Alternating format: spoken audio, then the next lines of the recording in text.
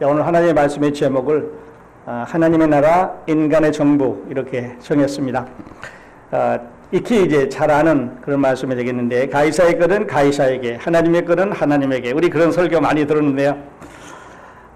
결론부터 말씀을 들으면 그들이 사용하고 있는 동전에는 가이사의 모양이 새겨져 있었습니다. 그러니까 그건 가이사의 모양이 새겨져 있고 가이사의 글이 써져 있기 때문에 그건 가이사의 거고, 하나님의 거는, 여러분 옆에 한번 이렇게 슬러보십시오. 우리의 형상은요, 하나님의 형상입니다. 사람은 하나님의 형상을 따라, 하나님의 이미지를 따라 창조하셨기 때문에 우리는 그래서 자동적으로 하나님의 꾀들이 된다는 말입니다.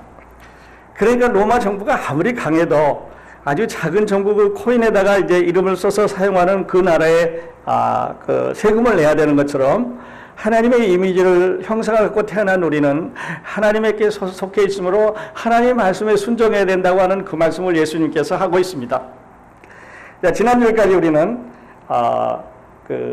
이 사람들이 어떤 일을 저질렀는가 하는 것을 이제 보아왔는데, 예수님께서 지상 사역의 마지막 주일입니다. The last week.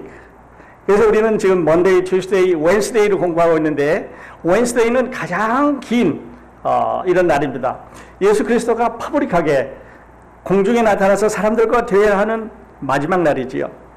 그리고 이제 목요일 날은 제자들과 함께 보내셨고, 그날 밤에 기도회를 가셨고, 겟세마네 가셨고, 붙잡히셨고, 이렇게 해서 이제 그 공중에 만날 수 있는 시간은 없었는데, 여기서 지상사역의 마지막 이 수요일 날, 지난주에 우리는 대제사장과 서기관과 장로들과 논쟁을 벌이는 과정을 봤습니다.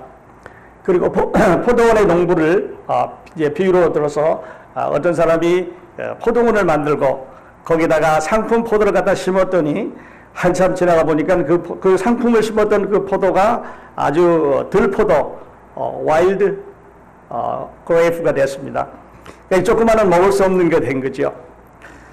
그래서 이사야 선지자는 이거를 포도원의 노래라 그렇게 불렀는데, 여기서 이제 하나님이 포도원을 만드시고 그 이스라엘 백성들에게 이스라엘이라는 나라를 건설하셨습니다.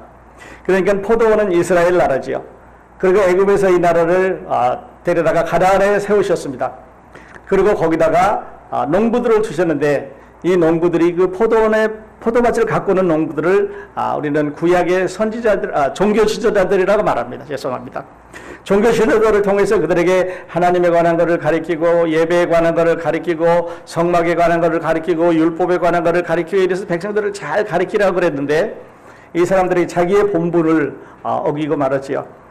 그래서 하나님께서 종을 보냈습니다. 종들을 보내셔서 그들을 경고를 해주고 그들을 다시 바로잡아주고, 그렇게 하면 안 된다. 그렇게 하면 포도가 안 열리기 때문에 좋은 방법으로, 더 아는 방법으로 해야 된다고 계속해서 사람들을 보냈습니다. 여러분 아시는 대로 많은 선지자들이, 구약의 선지자들이 이스라엘에 왔지요. 그런데 그들이 말을 듣지를 않았습니다. 그리고 그 선지자들을 잡아서 때리기도 하고 죽이기도 하고 밖에 내치기도 하고, 이렇게 해서 이제 곤욕을 치렀습니다. 그래서 마지막으로 이 포도원 주인이, 하나님께서 자기 아들을 보내셨습니다. 이건 내 아들이니까 내 아들은 공경해 줄 거다, 이렇게 하고 보내는데, 아니라 다를까 이 포도원의 농부들은 그 아들을 보면서 이제는 이 아들이 온 거 보니까 이제는 아버지가 없는 모양이다. 이 아들만 우리가 없애버리면, 죽여버리면, 밖에 내쳐버리면 그 나라는 우리 것이 될 테니까 아들도 죽이자. 그래가지고 아들을 죽여서 포도원 밖에 버렸다고 그랬습니다.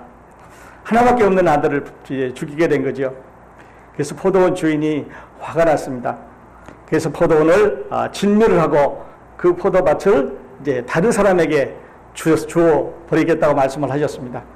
그래서 그 다른 사람이 이제 포도밭을 인계받게 되는데, 그 포도밭을 우리는 교회라고 말했지요. 그래서 하나님께서 교회라고 하는 기관을 이제 새로 두셔서, 이제는 교회를 통해서 과거에 이스라엘에게 말씀하신 그 하나님께서 교회를 통해서 교회에게 하나님에 관한 것을 말씀을 하십니다.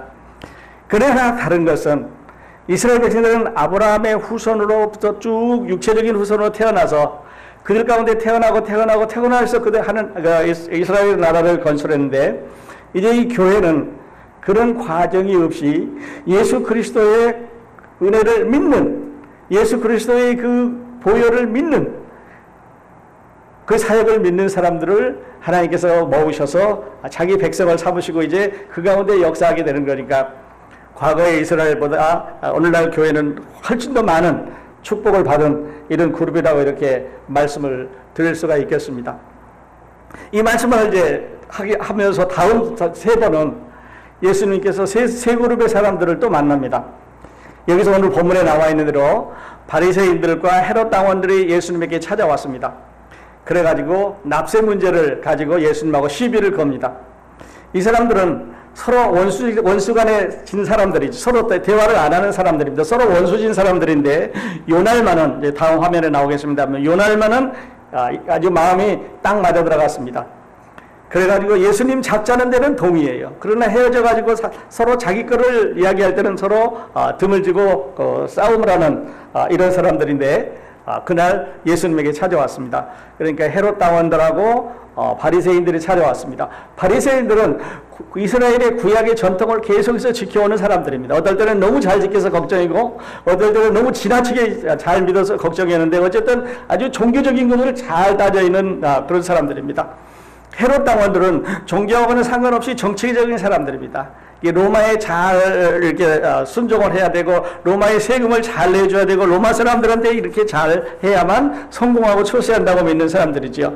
그러니까 한쪽은 종교적으로 해야 되고, 하나는 정치적으로 해야 되니까 서로 대항하는 그런 사람들이죠. 이 사람들이 찾아와서 이제 덫을 딱 두 개를 놓습니다. 앞으로 가도 덫에 걸리고, 뒤에 가도 덫에 걸리고, 딱 덫을 놓고 함정을 파놓고 예수 그리스도를 가운데 세우고 이제 이야기를 하는 광경이 오늘 하나님의 말씀에 나오는 광경입니다. 그리고 다음 주에는 우리가 부활에 대한 문제를 이제 다루게 되는데, 거기 사두개인이라고 하는 또 다른 족속을 불러다가, 이 사람들은 부활을 믿지를 않습니다.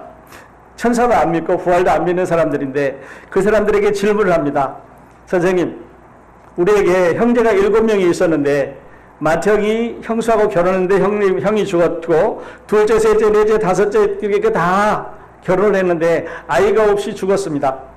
그러면 부활한 후에 우리 7 형제 중에서 요 형수하고 아니면 요 여자하고 살 사람은 누굽니까? 이렇게 질문을 하는 이제 부활의 문제를 합니다. 이거는 사람들에 관한 생각이지 하나님하고 하는 생각하고는 전혀 상관이 없습니다. 얼마 전에 이제 어떤 모임에 갔더니 그 헌금 문제에 대해서 이야기를 하면서 과부의 한 양에 대해서 많이 했습니다. 여러분, 이제 과부가 그 가지고 있는 동전을 하나님 앞에 헌금하게 될 때 그 작은 거를 했다고 해서 많이 칭찬하는데요. 성경을 그렇게 보면 그냥 겉핥기식으로 보시는 거예요. 저는 이렇게 말씀드리고 싶어요. 구약의 과부들은 나라에서 도움을 주는 사람들입니다. 다시 말씀드려서 과부들은 나라에서 그 헌금을 모으고 생활비를 대주는 사람들입니다. 왜냐하면 생활할 수 있는 능력이 없기 때문에요. 그런데 이 과부가 성전에 들어가서 헌금을 했단 말은 요즘 말로 하면은 론을 해다가 하나님 앞에 바쳤다는 이야기하고 같습니다. 자기가 가진 게 없기 때문에 이제 보조를 받아서 사는 사람이 그걸 모아다가 하나님 앞에 냈다고 하는 말이니까, 돈이 있는 사람이 조금 헌금한 거 하고 돈 있는 사람이 조금 더 헌금한 거 하고, 이 과부가 자기가 가지고 있는 것을 다 헌금했다는 이야기는 차원이 다릅니다. 남는 거 있는 거 가지고 있는 걸 헌금한 사람하고 없는 거를 모아다가 보조를 받는 사람이 그걸 모아다 하나님 앞에 헌금한 거는, 이분은 작은 걸 한 게 아니라 없는 것을, 마이너스 난 것을 론을 받아다가 구워다가 하나님을 사랑하는 마음으로 냈다고 하는 얘기니까 이쪽은 전혀 다른 이야기지요. 그래서요, 오늘 이제 그 하나님에 관한 것, 또 세상 그 정부에 관한 걸 우리가 보게 되는데, 우리가 이 인간으로 세상에 태어나게 되면요, 꼭 거쳐야 되는 2가지 게 있습니다.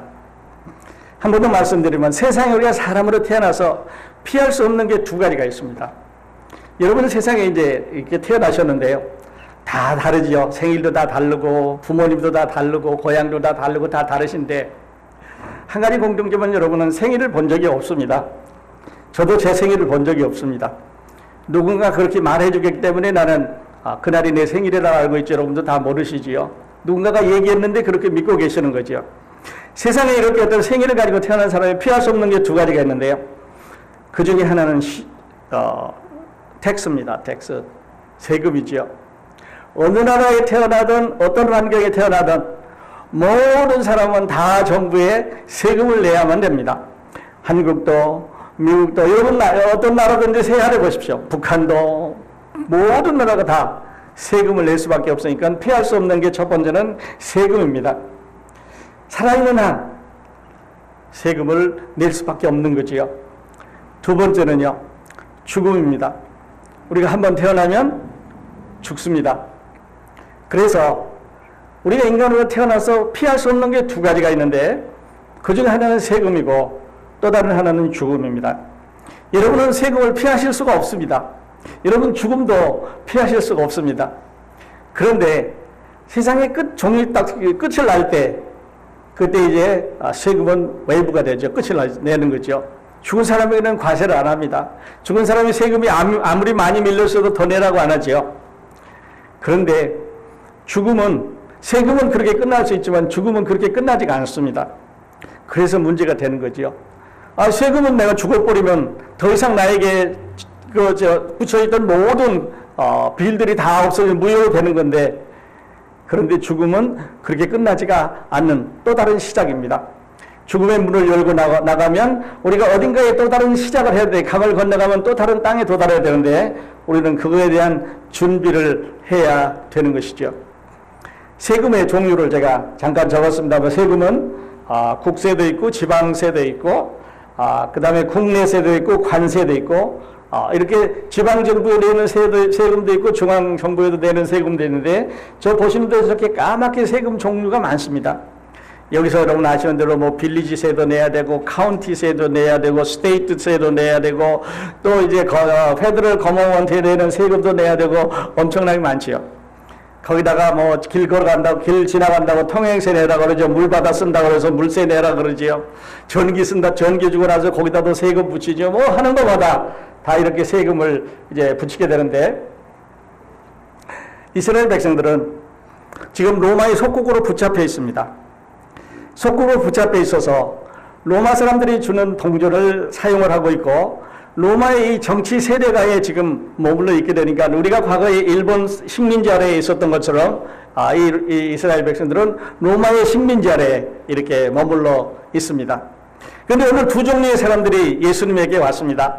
서두에 말씀드린 대로 바리새인들과 헤롯 당원들이 왔습니다. 여기서 잠깐 말씀을 조금 교정을 해야 되는데, 마태복음 12장 13절에 보면 제 생각에는 성경을 이렇게 고치면 좋을 것 같아요. 그들이 예수의 말씀을 책잡으려 하여 바리새인과 헤롯 당 중에서 사람을 보내매, 우리 성경은 그렇게 되어 있는데 영어 성경을 그대로 번역하면은요 이런 말이 됩니다. 그들이 예수의 말씀을 책잡으려 하여 바리새인들과, 그래서 들자를 넣었으면 좋겠고요. 왜냐하면 페리시스 복수로 되어 있으니까요. 그 다음에 헤로디언스하고 S가 붙어 있으니까 헤롯 당원들 중에서 사람을 보내어 이렇게 되는데, 바리새인들과 헤롯 당원들, 여기는 중에서가 아니고 몇 사람을 보내매, 그 사람들 중에서 몇 명을 뽑은 게 아니라 바리새인들이 있었고 헤롯 당원들도 있는데 그 중에서 얼마를 예수님 앞에 보냈습니다. 그러니까 우리 성경은 조금 그 거리가 멀게 이렇게 번역이 되는데, 거기에서 헤롯 당들하고 중에서는 빼고 몇 사람을 하고 몇 자를 넣으면 더 뜻이 분명해지는 것 같아요. 어쨌든 바리새인들은 전통적으로 유대인의 전통을 지키는 사람들입니다. 너무 많이 지켰습니다. 그런데 이 사람들의 특징은 뭐냐면 로마의 세금을 내서는 안 된다. 우리는 로마의 세금을 내지 말자는 사람들입니다. 그런데 헤롯 당원들은 어떤 사람들이냐면 로마의 세금을 바쳐야 되는 사람들이죠. 그리고 로마 사람들한테 잘 해줘야 우리가 생활을 편하게 할 수 있으니까 로마에다가 세금을 내고 그 사람들을 정치적으로 잘 이렇게 또 받들어 주자고 하는 사람들이죠.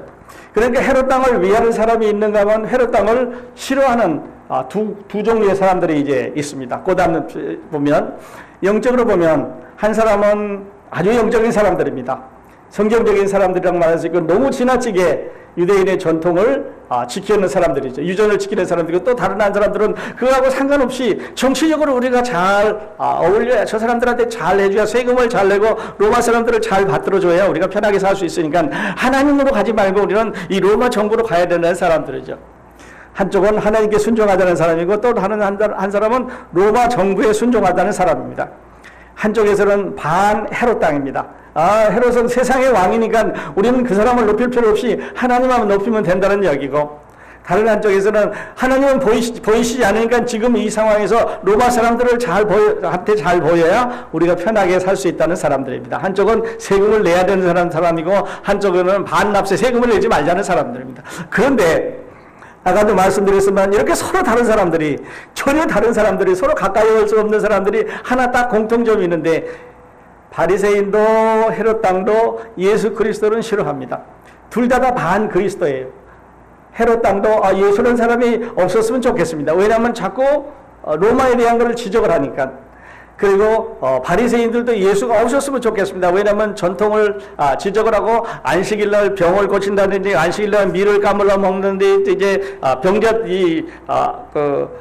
죄인들의 집에 들어간다든지 이런 거에 대해서 자꾸 거슬리니까 예수 그리스도가 없었으면 좋겠습니다. 그래서 그날만은, 예수를 잡자는 날만은 똑같이 이제 공통점을 갖고 있게 됩니다.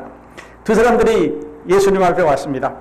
그래서 트랩을 놓습니다. 한쪽에는 트랩을 놓기를, 이 세금을 내는 게 맞냐 안 내는 게 맞냐 우리에게 말해줘라. 만일에 이 사람이 세금을 내는 게 맞다 그러면은 어디에 걸리냐면 바리새인에 걸립니다. 세금을 안 내는 게 맞다 그러면은 헤롯 땅에 걸립니다. 왜냐하면 헤롯 땅은 세금을 내야 되는 사람이고, 바리새인은 세금을 안 내야 되는 사람이니까 예수 그리스도 가운데 서 있을 때 내자 그래도 한쪽에 걸리고 안 내자 그래도 걸리는데, 문제는 누구에게 있느냐면 누구에게 걸리느냐, 어느 쪽에 걸리느냐 문제지, 대답이 예스냐 노에 따라서 두 개에 걸릴 수밖에 없습니다. 이런 경우가 이제 여러 번 있었죠. 이걸 더블 트랩이라고 말합니다. 트랩을 하나 들어가서 트랩이 안 걸리면 도망가는 데인데, 양쪽에 다 이게 트랩이 있습니다. 한 번은 종교 지도자들이 예수님에게 왔습니다. 장님을 놓고 예수님에게 물어봅니다. 예수님, 이 사람이 장님으로 태어났는데, 이 사람이 장님으로 태어난 게 자기 죄입니까? 부모의 죄입니까? 이렇게 물었습니다. 이게 똑같은 트랩입니다. 만일에 예수님의 대답이 자기 죄다라고 말한다면, 어머니 뱃속에서 이 사람이 어떻게 죄를 짓습니까? 당신은 가짜 선생입니다. 이렇게 말할 거고, 부모의 죄입니다. 이렇게 말한다면 부모가 지은 죄를 자녀들에게 물려줘야 된다니까, 다 세상에 태어난 사람은 다 장님으로 태어나야지, 한 사람도 눈 뜨고 태어난 사람이 없을 테니까 그것도 가짜 선생이라고 말하려고 하기 위해서 트랩을 넣습니다. 자, 장님이 태어난 게 자기의 죄입니까? 부모의 죄입니까? 예스냐 노냐, 어느 쪽으로 가도 걸릴 수밖에 없는 더블 트랩이죠. 이 경우도 똑같습니다. 세금을 내야 되느냐 안 내야 되느냐, 더블 트랩입니다. 내도 걸리고 안 내도 걸리고 어느 쪽이 걸리느냐가 문제죠. 전자부터 말씀드리면 예수께서는 그것은 자기의 죄도 아니고 부모의 죄도 아니고 하나님께서 자기의 영광을 드러내시기 위해서 하신 하나님의 일이라고 말합니다. 그러니까 트랩에 안 걸리고 양쪽으로 다 예수님 탈출하실 수가 있었죠. 오늘은 아주 더 놀라운 방법으로 탈출을 해 가시는데, 거기 있는 사람들에게 물어봅니다. 누구 동전이 있으면, 데나리온 하나 있으면 가져와라. 로마 화폐의 단위가 데나리온인데요. 데나리온 하나 있으면 가져와 봐라고 이렇게 말합니다. 그래서 어떤 사람이 이제 데나리온 하나를 가져왔습니다. 우리는 성경을 보면서 예수님이 데나리온 하나를 가져오라 그랬구나, 이렇게 그냥 지나가 버리면 데나리온 하나에 대해서 문제점을 제기를 안 하는데요. 여러분, 예수님께서 왜 데나리온 하나를 가져오라고 그랬을까요? 데나리온이 제일 낮은 화폐 단위인데 하루 일당이라고 그랬었는데요. 왜 예수님이 데나리온 하나를 가져오라고 그랬을까? 자기 주머니에 1데나리온도 없었기 때문에 그랬을까? 아니면 제자들에게 물어서 너희 중에 데나리온이 있느냐라고 말씀하시지 않고, 너희 중에 데나리온이 있는 사람이 있으면 가져오라고 말씀함으로 해서 어텐션을, 많은 사람의 주목을 그 데나리온에 받게 하십니다. 지금 데나리온 하나를 넣었는데요. 여기에 이제 로마 황제의 모습이 그려져 있습니다. 그리고 뒤에는 가치가 그려져 있겠지요. 그러니까 로마 황제가 그려져 있다는 얘기는 이 데나리온이 로마 거라는 뜻이지요. 그리고 가치가 얼마 있다는 뜻입니다. 그래서 그 데나리를 받아들고 사람들에게 물어봅니다. 자, 여기 내가 데나리 하나를 받았는데 여기에 그려져 있는 이 그림이, 이 형상이 누구 거냐? 그거 물어보니까 네 이지. 그거 모르는 사람 어디 있겠어요? 그거는 가이사 겁니다. 가이사 형상입니다. 라고 말하죠. 거기 그거 틀리는 사람 없겠지요. 왜냐하면 자기들이 쓰고 있는 동전에 또 많은 것도 아니고 동전이 한 가지밖에 없는데, 로마 동전밖에 없는데 여기는 뭐 여러 나라 동전이 막 섞여 있어서 이렇게 혼돈할 수도 있겠습니다만은, 로마 동전밖에 없는데 혼돈할 이유가 없죠. 누구 거냐? 이게 가이사 겁니다. 오케이. 이게 누구 형상이 그려져, 누구 이미지가 그려져, 가이사의 이미지가 그려져 있습니다. 그러면 가이사 거다. 그러므로 유대인들에게 지금 무슨 말씀을 하냐면, 이 동전을 너희가 사용하고 있기 때문에 세금을 내라는 말씀을 하고 있습니다. 너희가 이 동전을 사용하면은 로마의 이 가이사의 이 컨트롤 오토리티 아래에 있기 때문에 세금을 내야 된다고 말합니다. 그리고 또 한편으로 말씀하시면서 하나님의 것은 하나님에게 바쳐라라고 말하는데, 하나님의 것은 지금 없습니다. 하나님이 동전 만드시지 않았지요. 그런데 하나님의 형상은, 서두에도 말씀드린 대로 사람은 하나님의 형상과 이미지를 따라서 만들었습니다. 그러므로 우리의 모습은 하나님의 형상하고 같습니다. 그러니까 예수님께서 하시는 말씀은, 가이사가 그려져 있는 이 동전은 가이사에게 세금 내고, 하나님의 형상으로 만들어진 너희는 하나님의 말씀에 순종하고 하나님을 따라가야 된다고 말합니다. 기가 막힌 대답이지요. 그래서 양쪽 트랩에서 예수님은 벗어날 수가 있었습니다. 로마 동전을 사용하는 유대인은 로마 정부에 순종하고 세금을 내라. 왜냐하면 너희가 그 이미지의 권위 아래에 있기 때문에, 거기에 그려져 있는 그 왕의 권력 아래에 있기 때문에 너희는 세금을 내라 그러는데도 내야 된다. 통행세도 내야 되고, 인컴 텍스도 내야 되고, 그 사람들이 내라는 세금을 다 내야 된다. 그런데 하나님의 형상을 닮은 사람, 너희는, 하나님의 형상을 닮은 모든 사람은 하나님의 말씀에 하나님께 순종해야 된다. 왜냐하면 하나님께서 그 이미지를, 그 형상을 우리에게 주셨기 때문에 우리는 하나님의 형상을 가지고 있어서 하나님께 순종해야 된다고 하는 말씀을 하고 있습니다. 할렐루야. 사람이 도저히 생각해낼 수 없는 방법으로 하나님은 이 문제를 해결해 주셨습니다. 둘 중 하나에 걸릴 뻔했지요. 그런데 하나도 안 걸리고 헤롯도 만족합니다. 세금 내라 그랬으니까. 바리새인도 만족합니다. 왜냐하면 전통대로 하나님을 잘 섬기라고 그러니까. 세금도 내야 되고 하나님도 잘 섬겨야 되는데 이미지로 형상대로 섬겨야 되니까, 로마 사람도 유대인도 하나님의 형상을 갖고 있으니까 그 위에 계시는 하나님을 잘 섬기라고 대답을 해주십니다. 자, 우리가 살고 있는 우리 인간의 정부는요, 우리에게 많은 것을 줍니다. 경찰을 보내서 안전하게 지켜주지요. 우리에게 교육을 시켜주지요. 불 나면 소방서 보내셔서 불 꺼주지요. 건강 체크해주죠. 통신하게 해주지요. 은퇴하면 연금 주지요. 병원 가게 해주죠. 사회보장제 주죠. 거주를 잘할 수 있게 도와주죠. 그 밖에 많은 혜택을 줍니다. 그래서 우리는 정부에 세금을 내고 있습니다. 그러니까 우리가 내는 세금은 길도 만들고 학교도 짓고 더 좋은 많은 것들을, 경찰도 하여하고 교육도 더 질 좋은 교육을 많이 시키면 이런 걸 하기 위해서 세금을 냅니다. 그런데요, 예수님께서 말씀하시는 이 말씀의 진짜 의미를 더 내려가 보면 하나님이 주시는 혜택을 한번 보자는 거죠. 인간의 정부가 주는 혜택이 아니라 하나님께서 주시는 혜택을 보게 되면은, 우리가 가지고 있는 정치라든지 철학이라든지 문학이라든지 경제로 해결할 수 없는 문제, 다시 말씀드려요. 어느 나라 정부가 죄 용서하는 데서 이야기합니까? 어느 나라 정부가 세금을 받아가지고 인간의 마음속에 있는 고통 문제를 해결해 줍니까? 근심 있는 사람, 영적인 축복이 부족한 사람 축복해주는 그런 영원한 생명을 주는 일, 어느 나라 정부가 누가 이것을 해줄 수 있습니까? 그래서 예수님이 지금 하시는 말씀은요, 너희 정부에서, 내가 정부에 세금을 낼 때 이런 혜택들을 정부에서 받고 있는데 하나님 앞에 순종해서 하나님 말씀을 들으면 너희는 인간의 정부가 도저히 상상할 수 없는 지금 이 영적인 축복, 영원한 생명의 축복을 받는다고 말합니다. 요전날 우리 전도사님께서 영원한 생명에 대해서 말씀을 하셨습니다. 영원한 생명은요, 길다고 하는 그 길이만 갖고 말하는 게 아닙니다.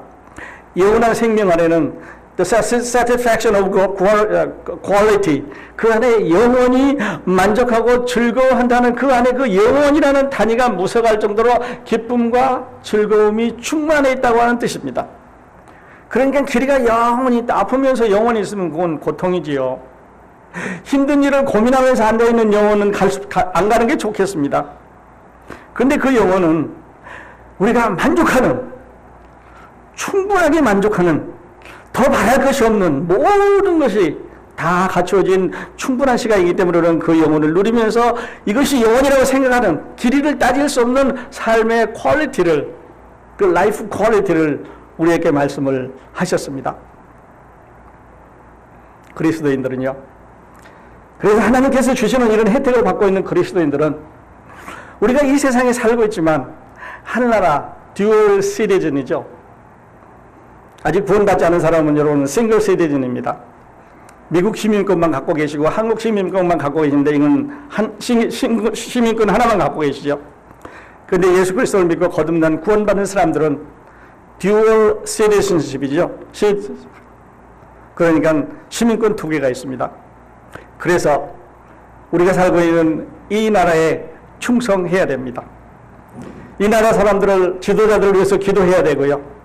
이 나라가 하고 있는 모든 시스템에 대해서 우리는 순종해 가야 됩니다. 아, 나는 예수 믿는 사람이니까, 나는 천당 갈 사람이니까 이 나라 너희들이 하라는 건 안 해도 된다고 하는 게 아니고, 예수님께서는 지금 로마 돈을 사용하고 있는 너희는 로마의 세금을 내라고 말씀함으로 인해서 덤비지 말고 그들에게 순종하라고 하는 것을 말합니다.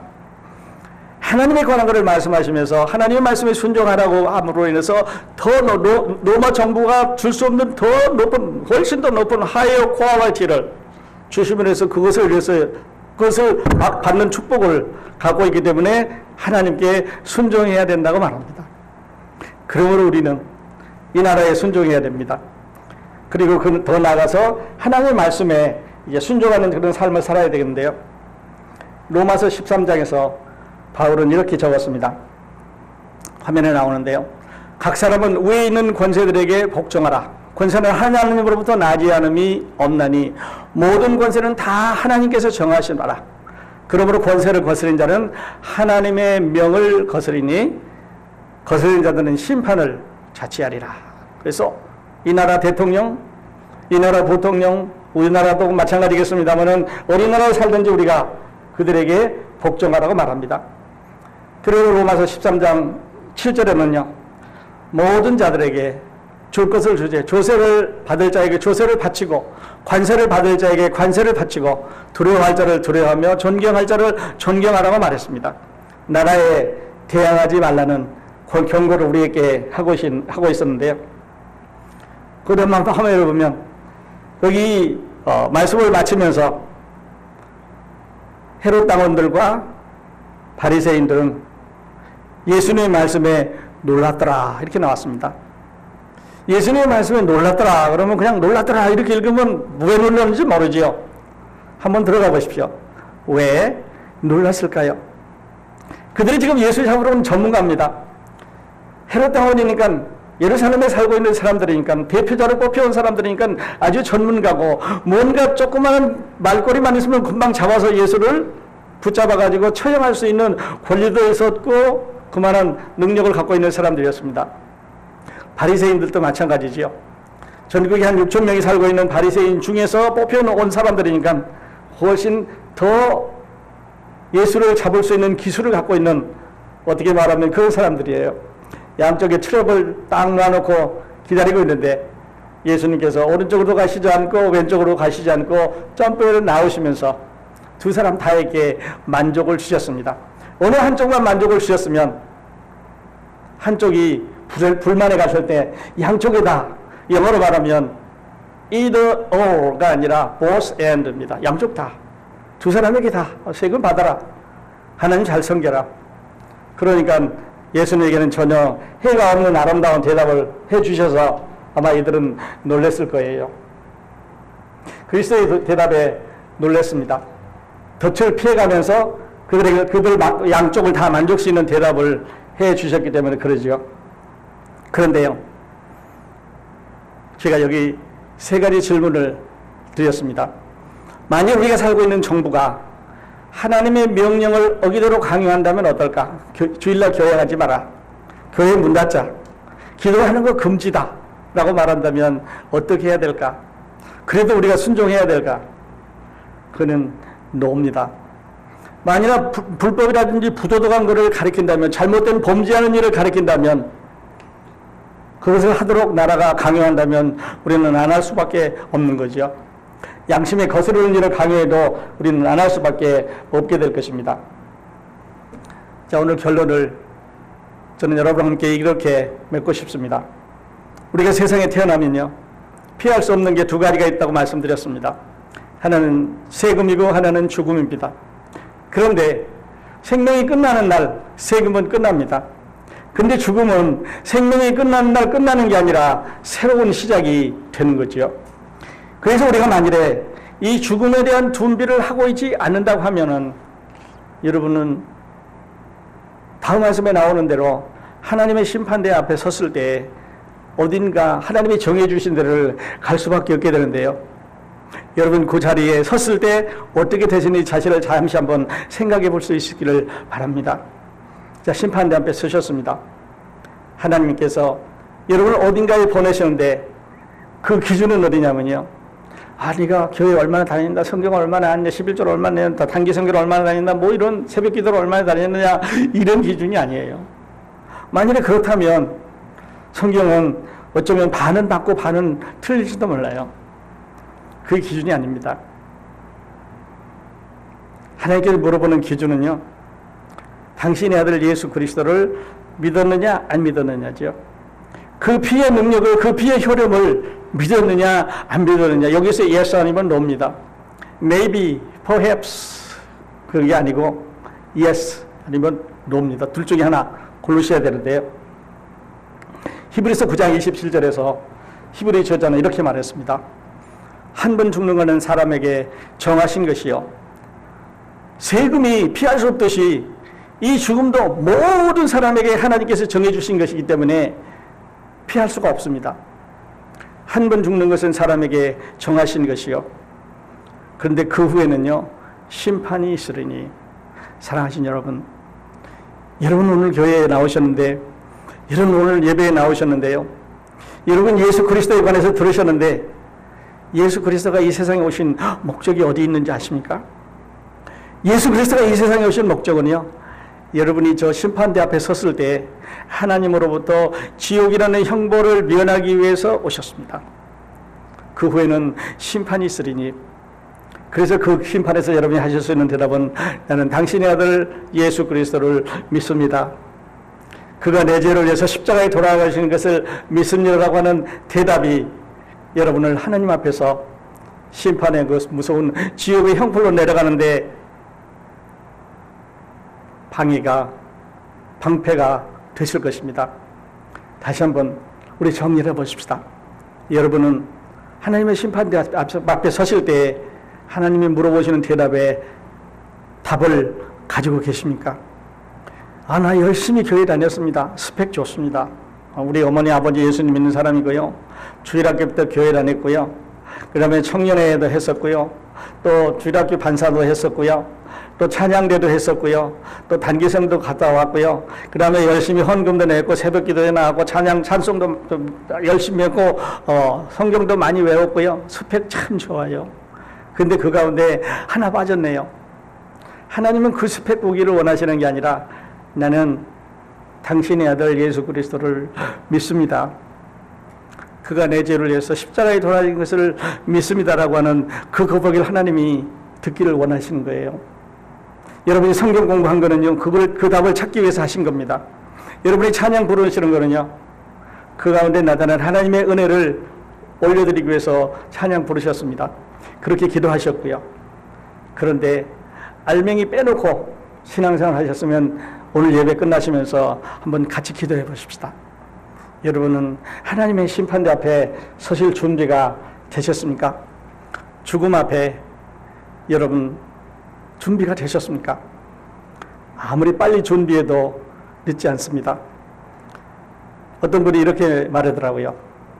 오늘은 내 생애 가장 젊은 날이다. 맞아요? 오늘은 내 생애의 가장 젊은 날이다. 또 어떤 사람은 오늘은 내 인생의 첫 번째 날이다. 다 좋은데요. 나는 오늘이 여러분에게 하나님의 자녀로 거듭나는 새로운 날이 되셨으면 좋겠습니다. 그래서 오늘부터 새로운 여러분으로 하나님 앞에 서셨으면 좋겠습니다. 이것은 하나님에 관한 것은 하나님께 돌려드리세요. 세상 정부에 대한 것은 가이사 것은 가이사에게 주시고 하나님의 형상을 받은 여러분은 여러분 자신을 하나님 앞에 돌려드리는 이 귀한 예배가 되기를 예수 그리스도의 이름으로 축원드립니다. 기도하겠습니다.